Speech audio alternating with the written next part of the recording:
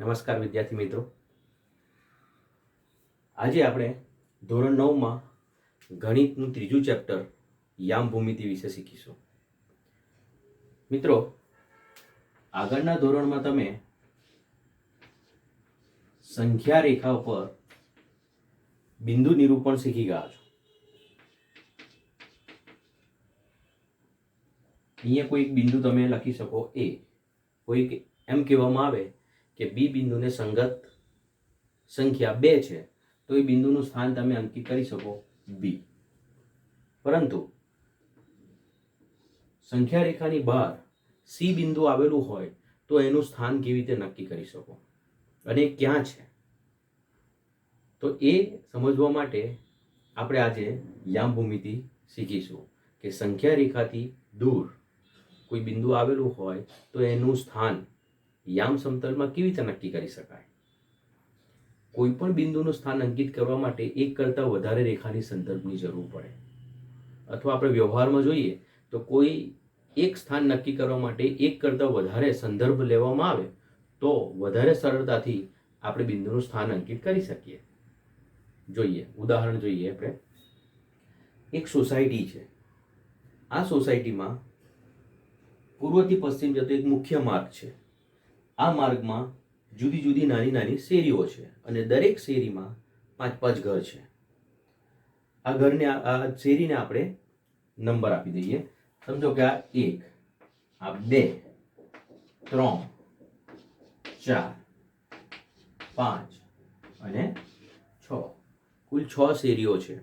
હવે આ સોસાયટીમાં તમારા મિત્રનું ઘર છે, તો એ ઘરનું એક્ઝેક્ટ સ્થાન જાણવા માટે તમારે ઓછામાં ઓછા 2 સંદર્ભ હોય તો વધારે સરળતાથી તમે સ્થાન અંકિત કરી શકશો અથવા તમારા મિત્રનું ઘર શોધી શકશો.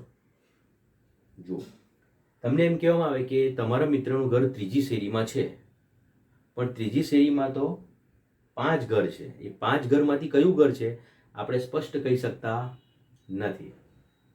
તે જ પ્રમાણે તમારા મિત્રનું ઘર ધારો કે ચોથી શેરીમાં છે તો પણ આપણે કહી શકતા નથી. એનાથી ઉલટું, જો તમને ઘર નંબર ખબર હોય અને હું એમ કહું કે તમારા મિત્રનું ઘર 3જા નંબરનું ઘર છે, પણ આપણને કઈ શેરીમાં છે તે ખબર ન હોય તો આપણે આ શેરીમાં તો દરેક શેરીમાં 3જા નંબરનું ઘર છે તો પણ આપણે એનું નિશ્ચિત સ્થાન નક્કી કરી શકતા નથી. એટલે આપણે એક કરતાં વધારે સંદર્ભનો ઉપયોગ કરીએ તો વધારે સરળતાથી સમજી શકીએ અથવા એનું સ્થાન નક્કી કરી શકાય. કઈ રીતે? જો હું એમ કહું કે તમારા મિત્રનું ઘર ત્રીજી શેરીમાં 4થા નંબરનું ઘર, એટલે ત્રીજી શેરી અને 4થા નંબરનું ઘર 2 સંદર્ભ થયા, તો તમે સ્પષ્ટપણે કહી શકો કે આ 3જા નંબરની શેરી અને 4થા નંબરનું ઘર. જો તમારા મિત્રનું ઘર 5મા નંબરની શેરીમાં 6થા નંબરની શેરીમાં 3જા નંબરનું ઘર, તો પણ તમે સરળતાથી દર્શાવી શકો. એટલે 2 સંદર્ભની જરૂર પડે. તો એ જ રીતે સંખ્યા રેખાની બહાર આવેલા બિંદુને દર્શાવવા માટે પણ 2 સંદર્ભની જરૂર પડે. બીજું એક ઉદાહરણ લઈએ. આ એક પ્લેન પેપર છે. આ પેપરની અંદર આપણે એક બિંદુ મૂકીએ. એ બિંદુને નામ આપી દઈએ એ. હવે આ પ્લેન પેપરની અંદર બિંદુનું સ્થાન ક્યાં છે, તો એ સ્થાન દર્શાવવા માટે આપણે એવું વિચારીએ કે આ પ્લેન પેપરના 2 ભાગ કરી દઈએ. આ ઉપરનું અર્ધતલ, આ નીચેનું અર્ધતલ. તો એમ કહીએ કે બિંદુ એ નીચેના અર્ધતલમાં છે. પણ એથી શું? નીચેના અર્ધતલમાં તો ઘણા બધા બિંદુઓ હોઈ શકે. કયા બિંદુની આપણે વાત કરીએ છીએ એ કહી શકાતું નથી. તો આ બિંદુનું સ્થાન દર્શાવવા જો એક જ સંદર્ભ લઈએ તો એ સંદર્ભ તરીકે કોનો ઉપયોગ કરી શકીએ? આ પેપરની ધારનો.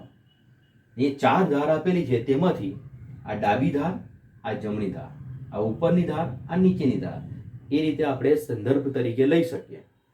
જો આપણે ડાબી ધારનો ઉપયોગ કરીએ અને એમ કહું કે બિંદુ એ ડાબી ધારથી 2 સેન્ટીમીટર દૂર અંદરની બાજુ આવેલું છે, તો પણ આપણે એક્ઝેક્ટ સ્થાન નક્કી કરી શકાતું નથી. કેમ? કારણ કે ડાબી ધારથી 2 સેન્ટીમીટર દૂર તો આ બિંદુ પણ આવેલું છે. ડાબી ધારથી 2 સેન્ટીમીટર દૂર તો આ બિંદુ પણ આવેલું છે.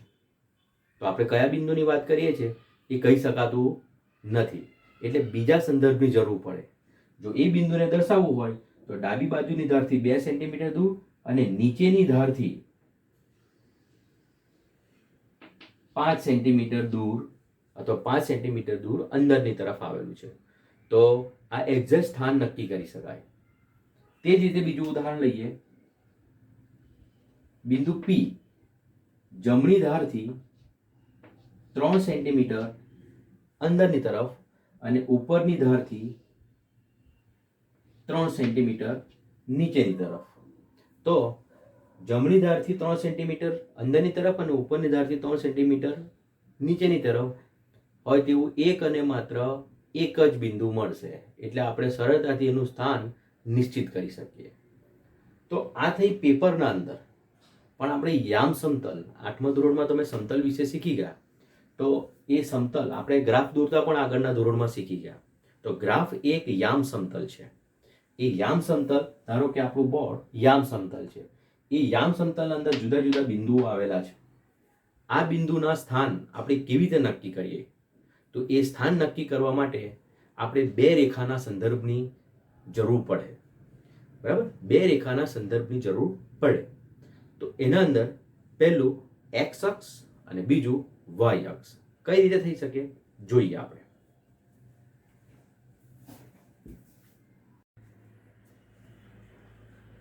ચાલો આગળ જઈએ. યામ સમતલમાં બિંદુનું નિરૂપણ કઈ રીતે કરી શકાય એના માટે પહેલા આપણે પાયાના સંકલ્પો જોઈએ કે યામ સમતલમાં જે બે રેખાઓ જે છે અને એ રેખાઓથી યામ સમતલ બિંદુગણોમાં જે વિભાજિત થાય છે એને કેવી રીતે દર્શાવી શકાય. તો આપણે સંખ્યા રેખા જાણીએ છીએ. તો સંખ્યા રેખામાં આ એક સંખ્યા રેખા છે અને એ પ્રમાણે આ પણ એક સંખ્યા રેખા છે. આ આડી સંખ્યા રેખા છે, આ ઊભી સંખ્યા રેખા છે. આ સંખ્યા રેખાને આપણે એમ કરી દઈએ તો ઊભી સંખ્યા રેખા થઈ જાય. પણ યામ સમતલમાં બિંદુનું નિરૂપણ માટે આપણે બે સંખ્યા રેખાની જરૂર પડવાની છે.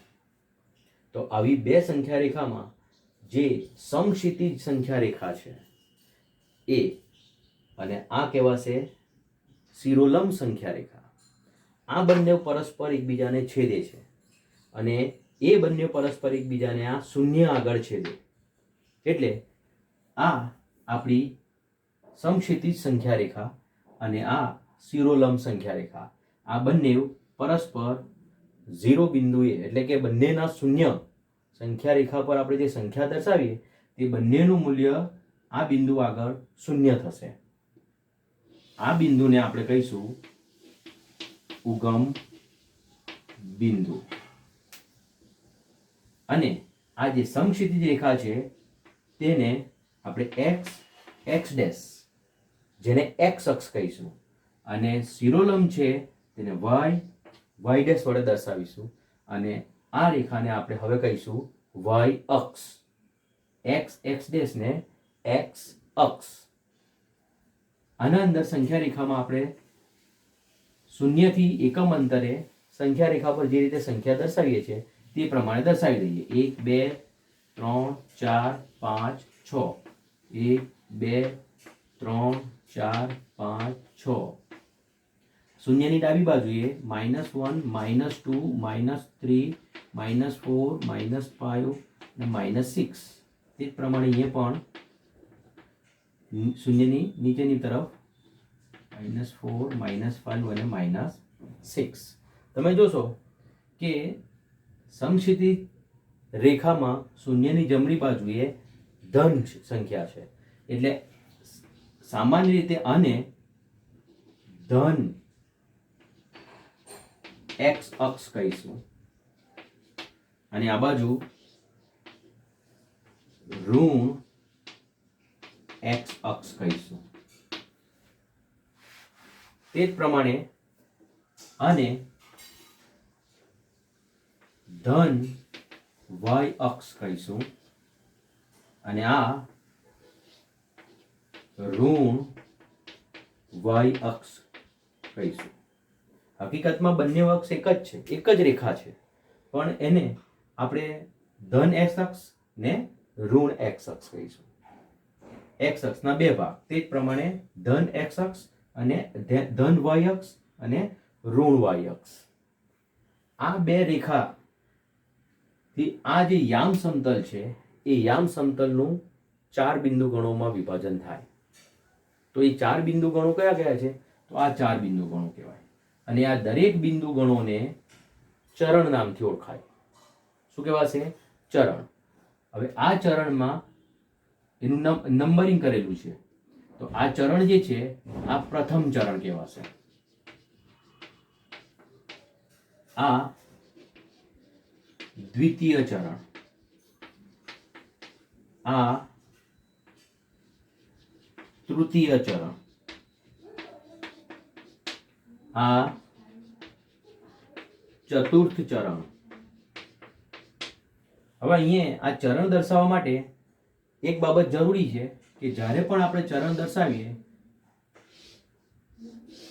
એ ચરણમાં એનું નામકરણ અથવા એનો નંબર જે આપીએ છીએ પ્રથમ, દ્વિતીય, તૃતીય અને ચતુર્થ એ એન્ટી ક્લોકવાઇઝ જ આપીએ છીએ, વિષમ ઘડી દિશામાં. બરાબર? એટલે પહેલું, બીજું, ત્રીજું અને ચોથું. જો ભૂલમાં આપણાથી પહેલું, બીજું, ત્રીજું, ચોથું આપશે તો એ ક્રમ ખોળવાઈ જશે, બીજું અને ચોથું બદલાઈ જશે. અથવા અહીંયાથી તમે આપશો પહેલું, બીજું, ત્રીજું, ચોથું તો પણ એ ખોટું છે. હંમેશા અહીંયાથી જ પ્રથમ ચરણ, દ્વિતીય ચરણ, તૃતીય ચરણ અને ચતુર્થ ચરણ. અત્યાર સુધી જે આપણે આલેખ દોરતા આવેલા છે એના અંદર આપણે આ ભાગમાં જ આલેખ દોરતા હતા. હવે આપણી પાસે 4 ચરણ છે, એ 4 ચરણમાં આલેખ આવશે. તો સમક્ષિતિજ સંખ્યા રેખા અને શિરોલંબ સંખ્યા રેખા એક્સ અક્ષ અને વાય અક્ષથી યામ સમતલ 4 ચરણમાં વહેંચાય. પ્રથમ ચરણ, દ્વિતીય ચરણ, તૃતીય ચરણ અને ચતુર્થ ચરણ. અને એ ચરણના આધારે આપણે બિંદુઓને દર્શાવીશું. બરાબર? અહીંયા તમે જો કે આ ચરણના અંદર જુદા જુદા બિંદુઓ આવેલા છે. આ બિંદુને નામકરણ દર્શાવવા માટે આપણે એક ઉદાહરણ લઈએ અને એના આધારે ચરણ સાથે કઈ રીતે દર્શાવી શકાય. અહીં એક બાબત બીજી અગત્યની છે કે આ ચરણને બીજી રીતે પણ દર્શાવી શકાય. કઈ રીતે? તો ખૂણા શીખી ગયા તો ખૂણા પ્રમાણે ખૂણો એક્સ ઓ વાય, આ જે ખૂણો છે એના અંદરનો ભાગ છે એ પ્રથમ ચરણ કહેવાશે. ખૂણો વાય ઓ એક્સ ડેશ ના અંદરનો ભાગ એ દ્વિતીય ચરણ કહેવાશે. ખૂણો એક્સ ડેશ ઓ આ વાય ડેશ ના અંદરનો ભાગ તૃતીય ચરણ કહેવાશે. અને ખૂણો એક્સ ઓ વાય ડેશ ચતુર્થ ચરણ કહેવાશે. તો ચરણને એ રીતે પણ દર્શાવાય, પણ સામાન્ય રીતે પ્રથમ, દ્વિતીય, તૃતીય અને ચતુર્થ ચરણ આપણે દર્શાવીએ છીએ. હવે આના અંદર આપણે એક બિંદુ લઈએ અને એ બિંદુને કેવી રીતે દર્શાવાય એ જોઈએ. ધારો કે આ એક બિંદુ લઈએ. આ બિંદુનું સંખ્યા રેખા પર તો આપણે દર્શાવી શકીએ છીએ, પણ આ બિંદુને યામ સમતલમાં દર્શાવવાનું છે. આ બિંદુનું નામ આપી દઈએ આપણે પી. પી બિંદુનું સ્થાન ક્યાં છે? તો કોઈ પણ બિંદુનું સ્થાન દર્શાવવા માટે યામ સમતલમાં જે બિંદુ આપેલું છે તેના પરથી એક્સ અક્ષ પર લંબ દોરવાનો અને એ જ બિંદુ પરથી વાય અક્ષ પર લંબ દોરવાનો. આપણે દોરીએ.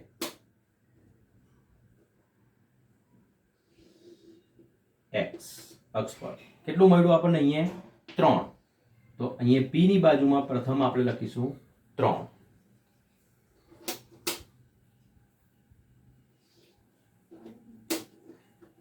અહીંયા વાય અક્ષ પર લંબ દોરીએ તો આપણને કેટલું મળ્યું? 5. તો અહીંયા લખીશું 5. અહીં એક બાબત જરૂરી છે કે 3, 5 આને શું કહેવાય? ક્રમયુક્ત જોડ. ક્રમયુક્ત જોડ. અને ક્રમયુક્ત જોડ હંમેશા લખતી વખતે એક્સ પ્રથમ અને વાય બીજું લખાય છે. બરાબર? એક્સ પ્રથમ એટલે એક્સ અક્ષનું મૂલ્ય, આ 3 પી બિંદુમાંથી એક્સ અક્ષનું મૂલ્ય કહેવાશે અને 5 એ વાય અક્ષનું મૂલ્ય કહેવાશે. એટલે હંમેશા બીજું લખાશે. તો આ અગત્યની બાબત છે કે ક્રમયુક્ત જોડને દર્શાવવા માટે એક્સ અક્ષ પ્રથમ અને વાય અક્ષ દ્વિતીય લખાય જ્યારે પણ આપણે ક્રમયુક્ત જોડ દર્શાવીએ. તો યામ સમતલના અંદર તમે આ પી બિંદુનું સ્થાન અંકિત કરી શકો, જે આ આડી સંખ્યા રેખા કે ઊભી સંખ્યા રેખા પર નથી. બરાબર? તો હવે તમે કોઈ બીજું બિંદુ પણ લઈ શકો અહીંયા જ, આને નામ આપીએ ક્યુ. તો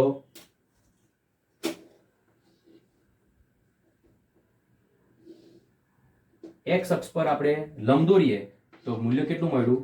4. હંમેશા પહેલી કિંમત કોની મળે? એક્સ અક્ષનું મૂલ્ય મળે. બીજી કેટલું મળ્યું? 3. તો આને ક્યુ ના યામ 4, 3 છે. તો ક્યુ ના યામ 4 અને 3 છે. એનો અર્થ શું થશે કે ક્યુ બિંદુ એક્સ અક્ષથી અને વાય અક્ષથી, એટલે એક્સ અક્ષનું મૂલ્ય 4 અને વાય અક્ષનું મૂલ્ય 3 છે. હવે એના અંતરની વાત કરીએ બિંદુના અનુસંધાનમાં, તો ક્યુ બિંદુ આ એક્સ અક્ષથી કેટલું દૂર છે? તો 3 એકમ અંતર. અહીંયા બાબત જોજો કે લંબ દોરેલું છે તો લંબ અંતર કેટલું છે? 3 એકમ અંતર. કેટલું છે? તો ક્યુ બિંદુ એ વાય અક્ષથી લંબ અંતર કેટલું છે? તો 4. બરાબર. એટલે આ જે લંબ અંતર છે એ ક્યાં આવશે? અહીંયા. તો આ અંતર કેટલું છે? 4. આ બિંદુ વાય અક્ષથી 4 એકમ અંતર. બરાબર. અને આ ક્યુ બિંદુ આ એક્સ અક્ષથી અહીંયા લંબ દોરેલો છે તો આ લંબની લંબાઈ કેટલી છે? 3. તો એ 3 અહીંયા આવશે. એટલે કહેવાનો મતલબ શું કે ક્યુ બિંદુ એક્સ અક્ષથી 3 લંબ અંતરે અને વાય અક્ષથી 4 લંબ અંતરે આવેલું છે. પણ અક્ષની કિંમત જોઈએ તો ક્યુ બિંદુના યામ એક્સ અક્ષ 4 છે અને વાય અક્ષ 3 છે. બરાબર. એટલે એના આધારે પી બિંદુ માટે પણ કહી શકીએ કે પી ના યામ 3 અને 5 છે. પણ આપણે એમ કહીએ કે પી બિંદુ એક્સ અક્ષથી કેટલું દૂર છે? 5 એકમ અંતર લંબ અંતરે, અને પી બિંદુ વાય અક્ષથી કેટલા અંતરે છે? તો 3 લંબ અંતરે છે. બરાબર. હવે તમે જો અહીં એક બાબત બીજી કે આ બંને સંખ્યા કેવી મળી આપણને? પ્લસ. આ પણ બંને સંખ્યા કેવી મળી? પ્લસ, એટલે કે ધન. તો અહીંયા આપણે કોઈ પણ બિંદુ લઈશું પ્રથમ ચરણમાં, એનું એક્સ અક્ષ પર લંબ દોરીએ તો ધન એક્સ અક્ષ પર જ લંબ દોરાશે. એટલે એ તો એક્સ અક્ષ તો બધા કેવા મળવાના? ધન. અને આ બાજુથી વાય અક્ષ પર આપણે લંબ દોરીશું તો ધન વાય અક્ષ પર જ લંબ દોરાશે. તો વાય નું મૂલ્ય પણ કેવું મળવાનું? ધન. એનો મતલબ કે પ્રથમ ચરણમાં હંમેશા કોઈ પણ બિંદુના યામ બંને એક્સ યામ અને વાય યામ બંને કેવા મળશે? ધન જ મળશે. જે રીતે આ બંને ધન છે, આ બંને ધન છે. બીજું એક બિંદુ લઈએ અહીંયા આપણે, બિંદુ આર. તો આર બિંદુ માટે એકદમ સરળ બિંદુ લઈએ એટલે બરાબર ખ્યાલ આવી જાય.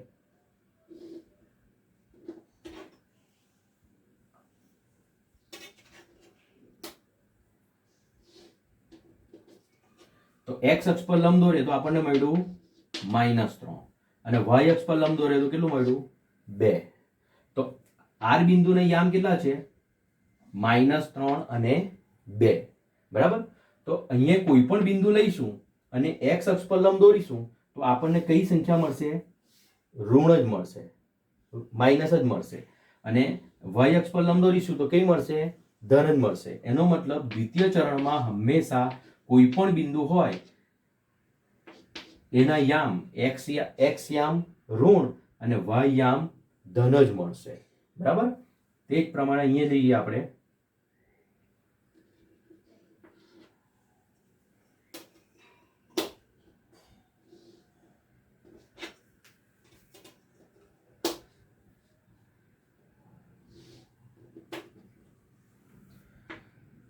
એસ બિંદુ.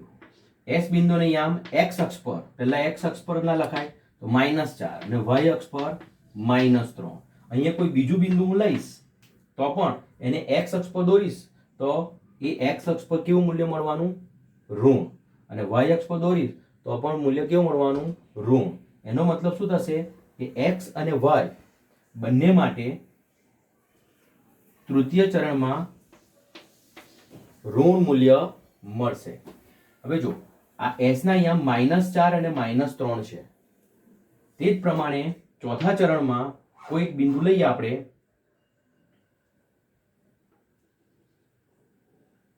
એક્સ. x ના યામ આપણે દર્શાવવા હોય તો આપણે સોરી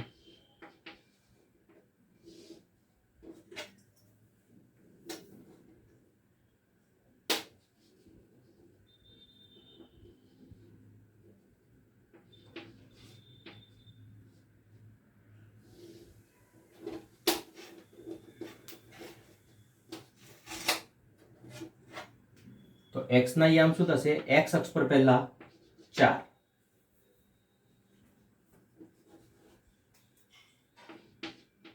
અને y અક્ષ પર -5. તો હવે x ના યામ છે 4 -5. તો આવા કોઈ પણ બિંદુ આપણે ચોથા ચરણમાં લઈશું તો આપણને x અક્ષ પર આપણે જ્યારે પણ લંબ દોરીશું તો આપણને ધન સંખ્યા જ મળશે અને y અક્ષ પર લંબ દોરીશું તો આપણને ઋણ સંખ્યા જ મળશે. એટલે ચતુર્થ ચરણમાં કોઈ પણ બિંદુ માટે x યામ ધન અને y યામ ઋણ મળે. તો આના પરથી શું કે કયું બિંદુ કયા ચરણમાં આવેલું છે એ આપણે વધારે સરળતાથી સ્પષ્ટ કરી શકીએ. જોઈએ ફરીથી. પ્રથમ ચરણ જે હોય એ પ્રથમ ચરણમાં ક્રમિક જોડના બંને યામ ધન હશે. દ્વિતીય ચરણમાં ક્રમિક જોડના x યામ ઋણ હશે અને y યામ ધન હશે. x યામ ઋણ હશે, આ ઋણ સંખ્યા મળશે અને y યામ આ ધન સંખ્યા મળશે એટલે y યામ ધન હશે. તૃતીય ચરણમાં x યામ અને y યામ બંને કેવા મળશે? ઋણ મળશે. અને તે જ પ્રમાણે ચતુર્થ ચરણમાં x યામ ધન મળશે અને y યામ ઋણ મળશે. તો હવે આપણે કહી શકશું કે બિંદુના યામ કેવી રીતે નક્કી કરી શકાય. એટલે કોઈ બિંદુ છે એનું સ્થાન ક્યાં છે તો P નું યામ સ્થાન ક્યાં છે? તો યામ સમતલમાં પ્રથમ ચરણમાં 3 5 આગળ, કારણ કે એના યામ કયા છે? 3 5. S બિંદુનું સ્થાન ક્યાં છે? તૃતીય ચરણમાં -3 અને -4 અને -3 આગળ. તો તમે સરળતાથી બિંદુનું સ્થાન અંકિત કરી શકશો. એટલે કોઈ પણ બિંદુ યામ સમતલમાં આપેલું હોય એનું સ્થાન અંકિત કરવા માટે આપણે પ્રથમ x અક્ષ પર લંબ દોરીશું, પછી y અક્ષ પર લંબ દોરીશું. બરાબર? તે જ પ્રમાણે જો કોઈ તમને બિંદુ આપેલું હોય અને એના યામ આપેલા હોય તો એ યામ ની મદદથી તમે કયા ચરણમાં છો એ આકૃતિમાં એટલે કે ગ્રાફનો પેપરનો ઉપયોગ કર્યા વગર પણ કહી શકો. દાખલા તરીકે એક ઉદાહરણ લઈએ કે કોઈ આપણી પાસે -3 5 છે તો આપણે એના સંખ્યાને ધ્યાનમાં ન લઈએ, નિશાની ધ્યાનમાં લઈએ તો આ માઇનસ છે ને 5 એ પ્લસ છે. તો માઇનસ અને 5 x યામ માઇનસ અને y યામ પ્લસ હોય એવું બિંદુ કયા ચરણમાં હોય? તો માઇનસ અને પ્લસ. તો એ ક્યાં હોય? દ્વિતીય ચરણમાં. આ બિંદુ દ્વિતીય ચરણમાં હશે. એ દ્વિતીય ચરણમાં હોય એટલે પછી આપણે એનું સ્થાન અંકિત કરી શકીએ કે x ના કિંમત -3 આગળ. તો -3 થી તમે 5 સુધી જશો એટલે તમને એ બિંદુ અહીંયા મળશે. તો એ સ્થાન અંકિત કરી શકાય. બરાબર? બીજી અગત્યની બાબત કે આ 4 જે ચરણ છે એ સિવાય કોઈ બિંદુ બીજા કોઈ સ્થાન પર હોઈ શકે? હોઈ શકે. સમજો કે આ એક બિંદુ અહીંયા આવેલું છે અને એ બિંદુનું નામ છે A. હવે એ બિંદુનું નામ કહીએ તો અહીંયા આ એ બિંદુ x અક્ષ પર છે. તો x યામ પર લંબ દોરવાની જરૂર નથી કારણ કે એ તો x અક્ષ પર જ છે.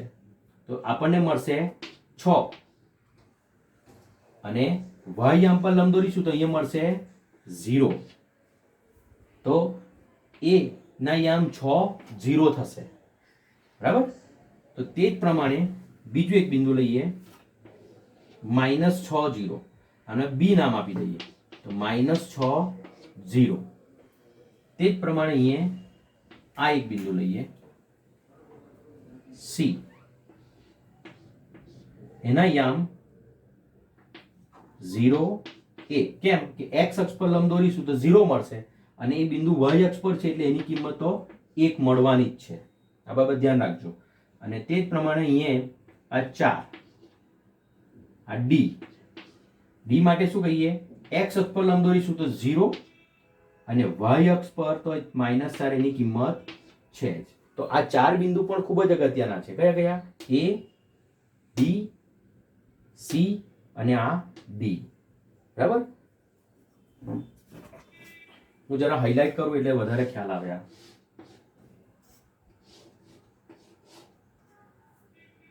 આ સમજવું જરૂરી છે, કારણ કે કયું બિંદુ ક્યાં આવેલું છે એ.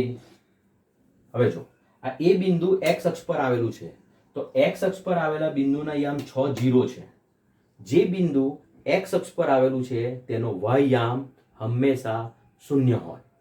જો બીજું બિંદુ આ પણ એક્સ અક્ષ પર આવેલો છે, પણ એનો એક્સ યામ આપેલો છે, પણ એનો વાય યામ કેવો છે? 0, 0 છે. તે જ પ્રમાણે જે બિંદુ વાય અક્ષ પર આવેલું છે તેનો એક્સ યામ 0 હોય. તો આ બિંદુ વાય અક્ષ પર આવેલું છે, તો એનો એક્સ યામ કેવો છે? 0, અને આ 1, એક્સ યામ 0 છે. તે જ પ્રમાણે બિંદુ ડી એ પણ વાય અક્ષ પર છે, એનો એક્સ યામ 0 અને એનું વાય અક્ષનું મૂલ્ય -4 છે. તો આ અક્ષ પર આવેલા બિંદુઓ છે, જ્યારે બાકીના બધા ચરણ પર આવેલા બિંદુ છે. એટલે કયું બિંદુ ક્યાં આવેલું છે એ તમે સરળતાથી આના પરથી શીખી શકશો. વારંવાર તમે આ રીતે બિંદુનું નિદર્શન અથવા તો બિંદુનું સ્થાન કેવી રીતે નક્કી કરી શકાય, બિંદુના યામ કેવી રીતે નક્કી કરી શકાય, એ તમે જોશો એટલે તમને એના પરથી બિંદુના સ્થાન અંકિત કરવાનો અથવા એના યામ શોધવાનું સરળતાથી શીખી શકશો. હવે આના આધારે કેટલીક એક્સરસાઇઝ આપેલી છે, એ થોડાક દાખલાઓ આપણે ગણીએ તો વધારે તમને સરળ પડશે.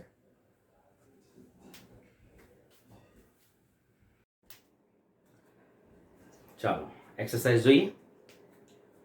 વિદ્યાર્થી મિત્રો, યામ સમતલમાં આપણે સમક્ષિતિજ રેખા અને શિરોલંબ રેખા, બે રેખા દોરેલી છે. સમક્ષિતિજ રેખાને એક્સ અક્ષ, શિરોલંબ રેખાને વાય અક્ષ કહીશું. એ બંને રેખા એકબીજાને જે બિંદુએ છેદે એને આપણે કહીશું ઉગમ બિંદુ. બરાબર? આ બંને રેખાથી યામ સમતલના 4 બિંદુ ગણોમાં વિભાજન થાય. પહેલું ચરણ, બીજું ચરણ, ત્રીજું ચરણ અને ચોથું ચરણ. બરાબર? આ યામ સમતલમાં બિંદુઓને દર્શાવવાના કેટલાક દાખલાઓ આપણે જોઈએ.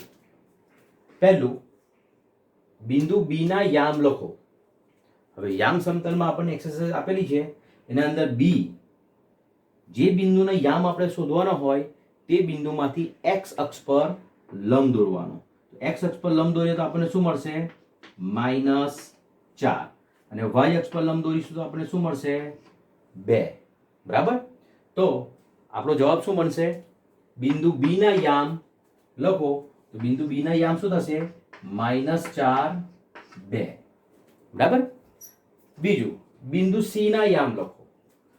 જો આ સી બિંદુ અહીંયા આપેલું છે, તો સી બિંદુના યામ આપણે મેળવવો હોય તો આપણે શું કરવું પડે? એક્સ અક્ષ પર લંબ દોરો અને પછી વાય અક્ષ પર લંબ દોરો. આપણે એક્સ અક્ષ પર લંબ દોરીએ તો આપણને મળ્યું 5. એક્સ યામ હંમેશા પ્રથમ લખાય. વાય અક્ષ પર લંબ દોરીએ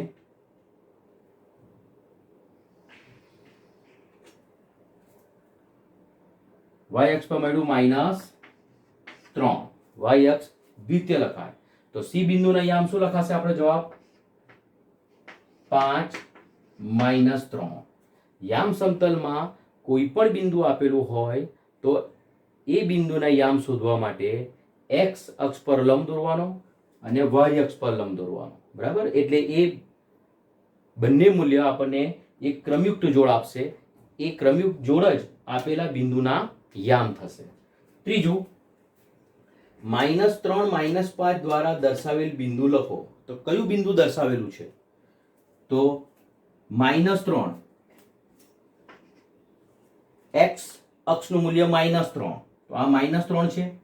હવે એ ઉપર પણ જઈ શકાય, નીચે પણ જઈ શકાય, પણ આ બાજુ આપેલું છે -5, તો -5 વાય અક્ષનું મૂલ્ય, તો એનો મતલબ આપણે અહીંયાથી નીચે આવીશું અને આ અહીંયા આવીશું, તો આ બિંદુ કયું થશે?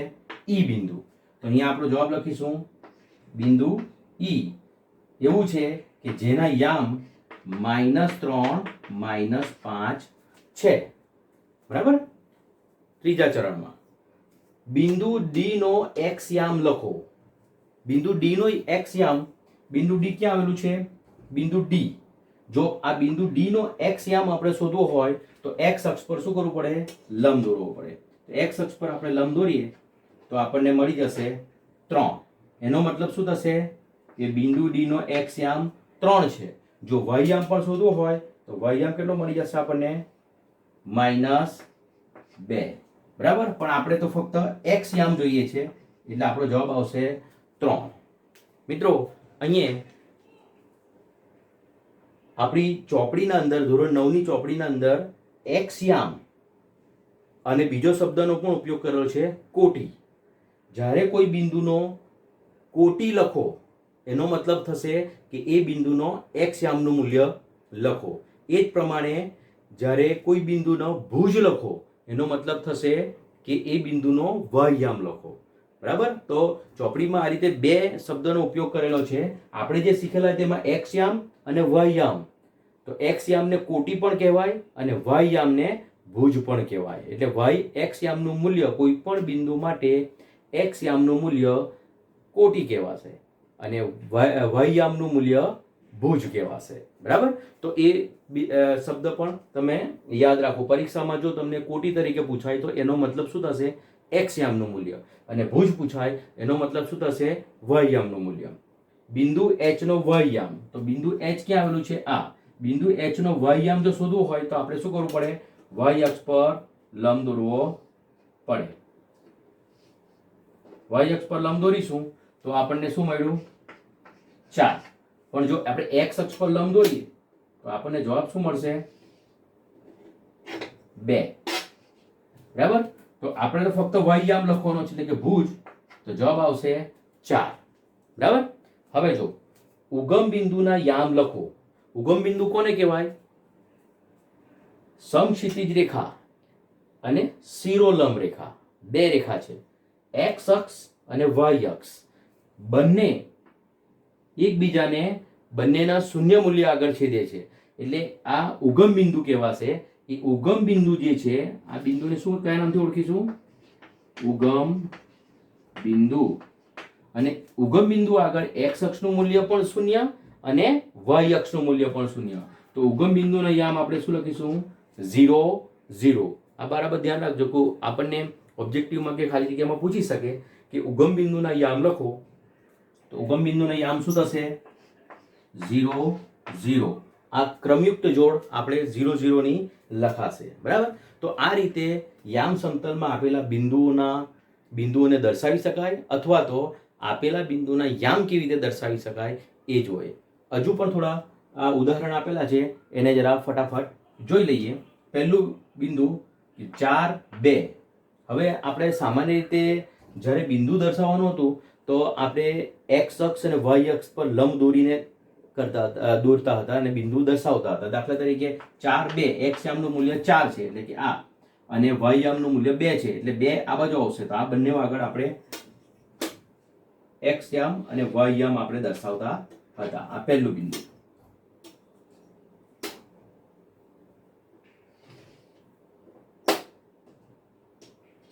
તો આ બિંદુ કેવું થશે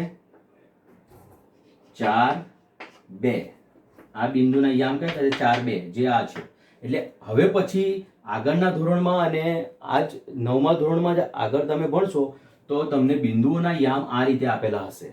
એમાં x યામ બધા છે, આ y યામ છે. આ x યામને અનુરૂપ આ y યામ છે અથવા તો આ y યામને અનુરૂપ આ x યામ છે. એટલે આપણને જે ક્રમયુક્ત જોડ મળે છે તે આ જ મળશે 4 2. આ બેમાં શું થશે -2 4. બરાબર, તો x યામ પ્રથમ અને y યામ દ્વિતીય, એ રીતે ક્રમિક જોડ મળે અને એ જ રીતે બધા બિંદુઓ આપણને મળે.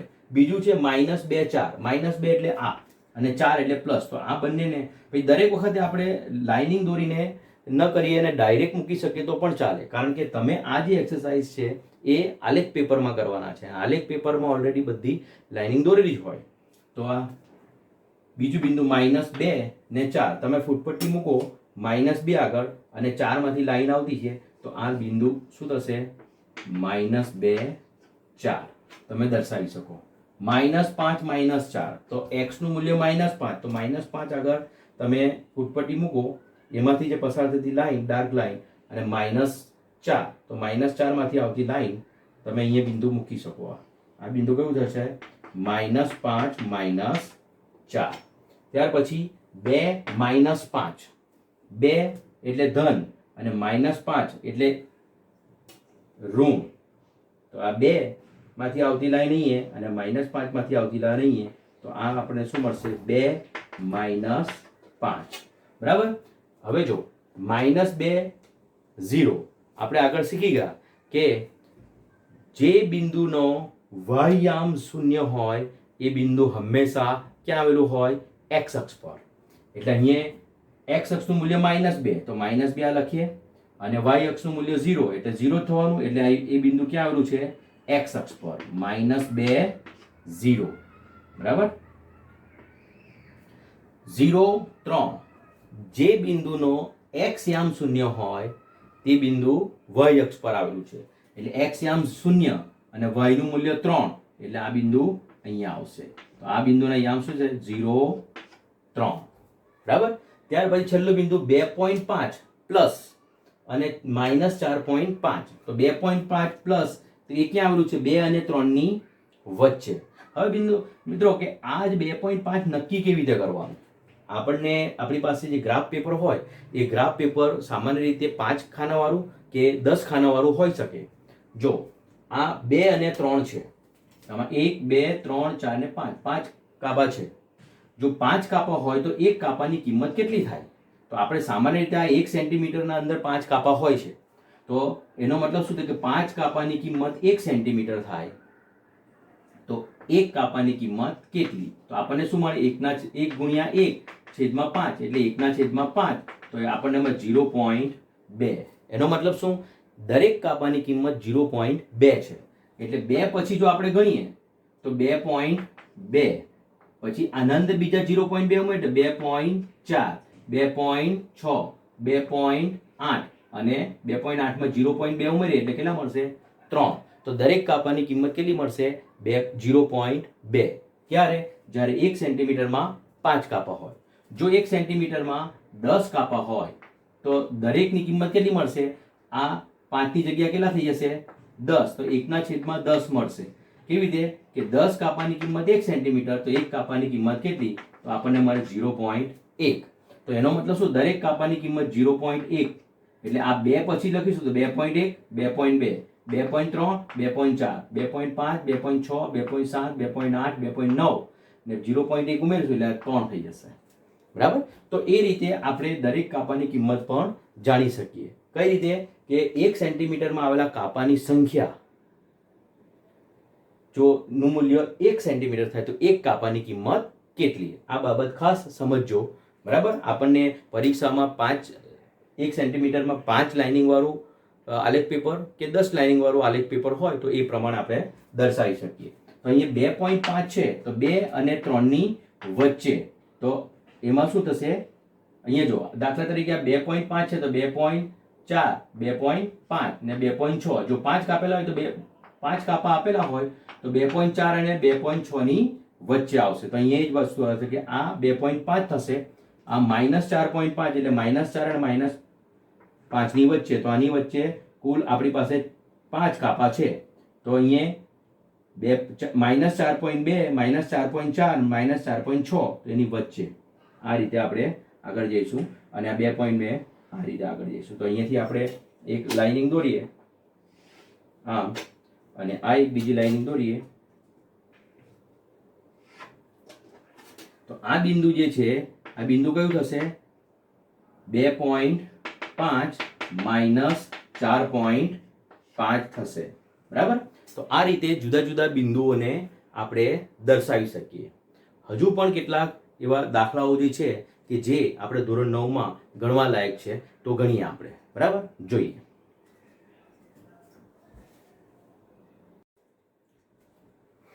ચાલો બીજા 2 દાખલા જોઈ લઈએ.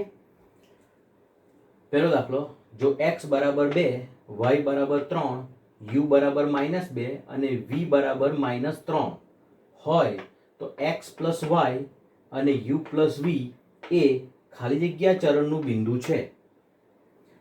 આ એક ક્રમયુક્ત જોડ આપેલી છે. એ ક્રમયુક્ત જોડ કયા ચરણમાં આવેલી છે તો એ કેવી રીતે નક્કી કરી શકાય? જોઈએ. આપણને ક્રમયુક્ત જોડ ક્યાં આપેલી છે? કઈ છે? x + y u + v. તો પહેલા આપણે આપણો આ જે છે એ શું છે, આપણો એક્સ યામ, અને આ જે છે એ વાય યામ. પણ એનું મૂલ્ય કેટલું છે આપણને ખબર નથી, પણ એ સરવાળા સ્વરૂપમાં આપેલું છે. તો અહીંયા જોઈએ પહેલા એક્સ પ્લસ વાય, તો આપણને એક્સ નું મૂલ્ય કેટલું આપેલું છે 2, પ્લસ વાય નું મૂલ્ય કેટલું આપેલું છે 3. તો આપણને જવાબ કેટલો મળશે, x પ્લસ વાય બરાબર 5. x પ્લસ વાય બરાબર આપણને 5, અને x પ્લસ વાય શું છે, આપણો એક્સ યામ. તો આ મળ્યું આપણને 5. બીજો u plus v, u plus v, u શું છે, u ની કિંમત -2, પ્લસ v ની કિંમત કેટલી છે -3. અહીંયા આપણે સાદુરૂપ આપવું પડશે, પ્લસ માઇનસ, -2 તો છે, પ્લસ માઇનસ માઇનસ એટલે -3, અને માઇનસ માઇનસ પ્લસ મોટાની નિશાની. તો માઇનસ માઇનસ પ્લસ મોટા કેટલી છે -3, એટલે -3 બંનેનો સરવાળો, માઇનસ માઇનસ પ્લસ એટલે 3 ને 2 5.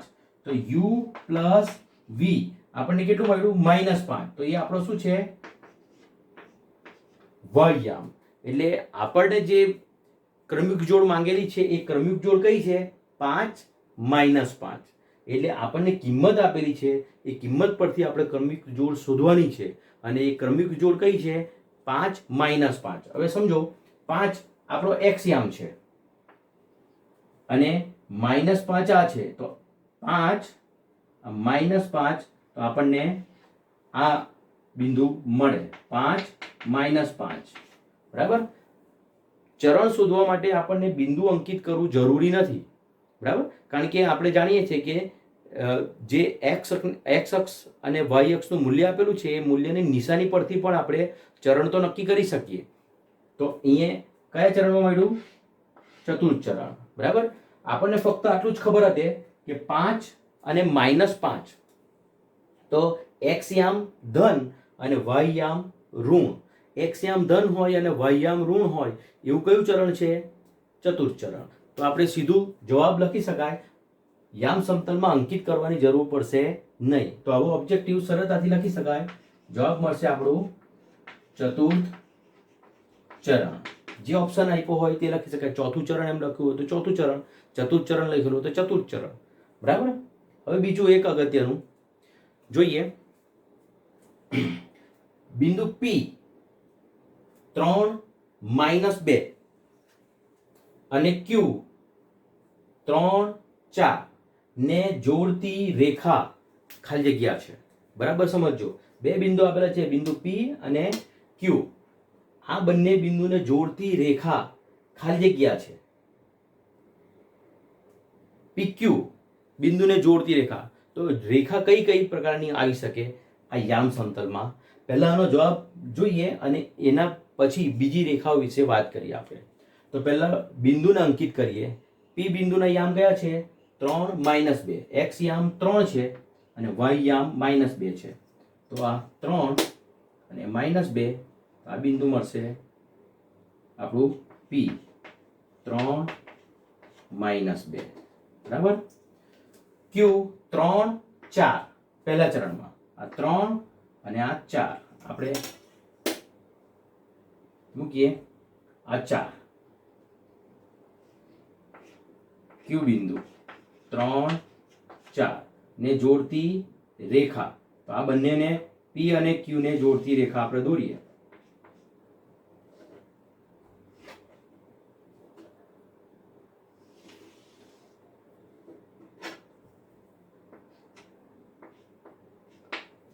તમે જોઈ શકો કે આ રેખા PQ, બિંદુ P અને Q ને જોડતી રેખા PQ, એ રેખા PQ x અક્ષને કેવી છે, લંબ છે.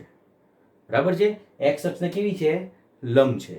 અને બીજી રીતે કહીએ તો એ y અક્ષને કેવી છે, સમાંતર. અહીં એક બાબત જરૂરી છે કે આપણો x યામ સમાન છે, એટલે એનો મતલબ શું કે બિંદુ Q અને બિંદુ P આ y અક્ષથી સમાન અંતરે આવેલા છે. અને જો સમાન અંતરે હોય તો એ બંને કેવા કહેવાશે? સમાંતર.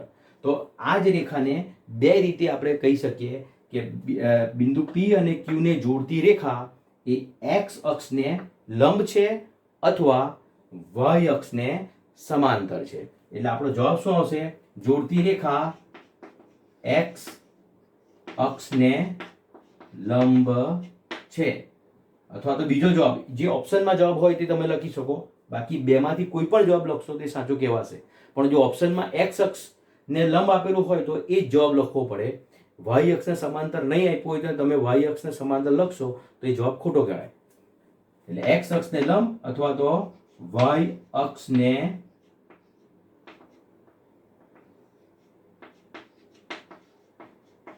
સમાંતર. બરાબર.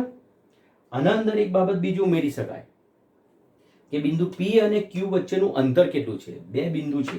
આ તમે આગળ 9મા ધોરણમાં શીખશો કે બે બિંદુ વચ્ચેનું અંતર. તો બે બિંદુ વચ્ચેનું અંતર શોધવાનું સૂત્ર અલગ છે કે P ને સંગત સંખ્યા માનાંકમાં P ને સંગત સંખ્યા ઓછા Q ને સંગત સંખ્યા. પણ યામ સમતલમાં જ્યારે બિંદુ આપેલા હોય અને એ બિંદુ કે જેના બે યામ એટલે કે x યામ સરખા હોય અથવા તો y યામ સરખા હોય એવા બીજું બિંદુ હોઈ શકે. બરાબર. અહીંયા x યામ સરખા છે એવું બિંદુ છે. તો આ બે બિંદુ વચ્ચેનું અંતર આ PQ આપણે માનાંકની મદદથી જ શોધી શકીએ કે જે યામ સરખા છે તે સિવાયના બાકીના બે યામ. તો -2 -4. એટલે આ સૂત્ર કઈ આવ્યું કે માનાંકમાં P નો y યામ અને Q નો y યામ. બરાબર. એ ક્યારે? જ્યારે x યામ સમાન હોય ત્યારે. બરાબર. તો આપણને PQ નું મૂલ્ય કેટલું મળશે? માનાંકમાં માઇનસ માઇનસ પ્લસ મોટાની નિશાની -6 એટલે જવાબ મળશે 6. આ P અને Q વચ્ચેનું અંતર કેટલું છે? 6 એકમ અંતર. બરાબર. જો કોઈ બિંદુ આપણને આવું મળે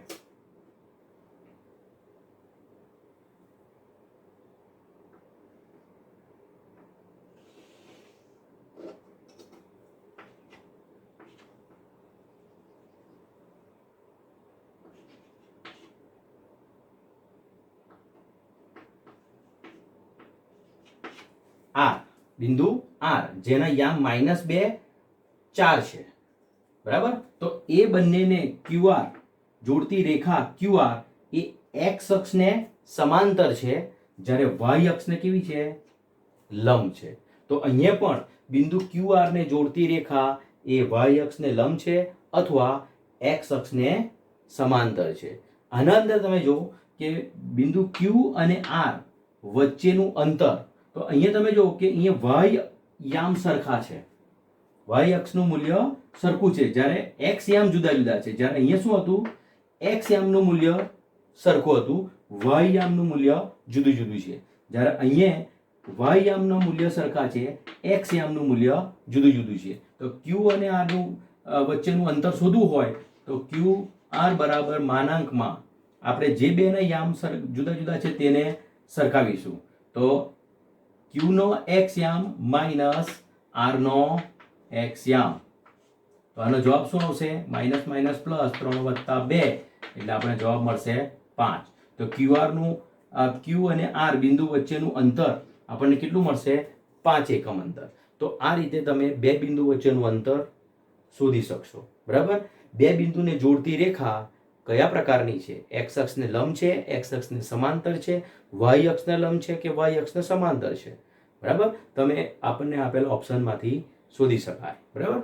તો આ રીતે યામ સમતલમાં તમે બિંદુઓના યામ પરથી કયું બિંદુ મળે તથા x અક્ષ પર y અક્ષ પર આવેલા બિંદુ માટે પણ એનું સ્થાન અને x અક્ષ પર આવેલું બિંદુનો y યામ 0, y અક્ષ પર આવેલા બિંદુનો x યામ 0. આટલી બાબત નાની નાની બાબતને તમે આ વિડીયોમાં ધ્યાનથી સમજશો તો આ ચેપ્ટરમાં તમે લગભગ બધા જ પ્રકારના દાખલા ગણી શકશો અને પૂરેપૂરી સમજ પડશે. ધોરણ 9માં તમે આજે શીખશો આના આધારે જ યામ ભૂમિતિ 10મા ધોરણમાં એનો બીજો ભાગ આવે છે. એટલે એને સમજવા માટે આ 9મા ધોરણનો બેઝ બરાબર ક્લિયર થવો જરૂરી છે. આ ચેપ્ટરમાં તમને કોઈ પ્રશ્ન થતા હોય તો તમે મને પ્રશ્ન પૂછી શકો, બરાબર. તે ઉપરાંત આના અંદર જુદા જુદા નાની નાની બીજી એક્સરસાઇઝ આપણા સ્વાધ્યાયમાં આપેલી છે. એ સ્વાધ્યાયને પણ આલેખ પોથીના અંદર સરળતાથી તમે પ્રેક્ટિસ કરજો, અને એમાં કોઈ પણ પ્રશ્ન હોય તો મને કોમેન્ટ બોક્સમાં લખી શકો. Thank you.